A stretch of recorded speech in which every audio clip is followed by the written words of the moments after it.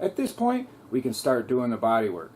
For the last 6 months though, I was really focused on getting this running and moving. So let me give you a quick update on the car before moving on.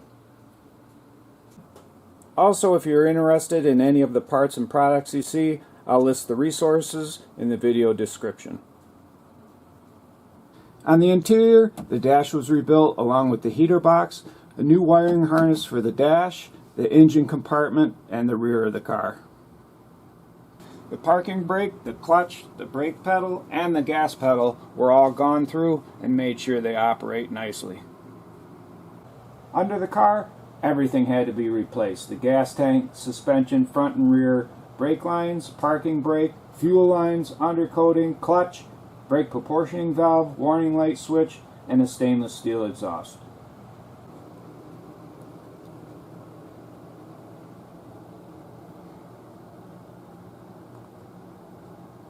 This is my first AMC, so I used the service manual and a lot of Google searches to help out.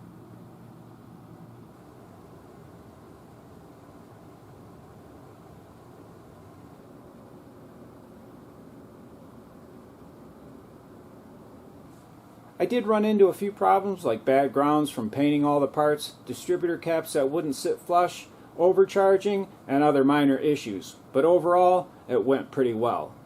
I hope you enjoyed this brief update on the 68 AMX restoration. If you did, and you'd like to get my latest videos, don't forget to hit the subscribe button.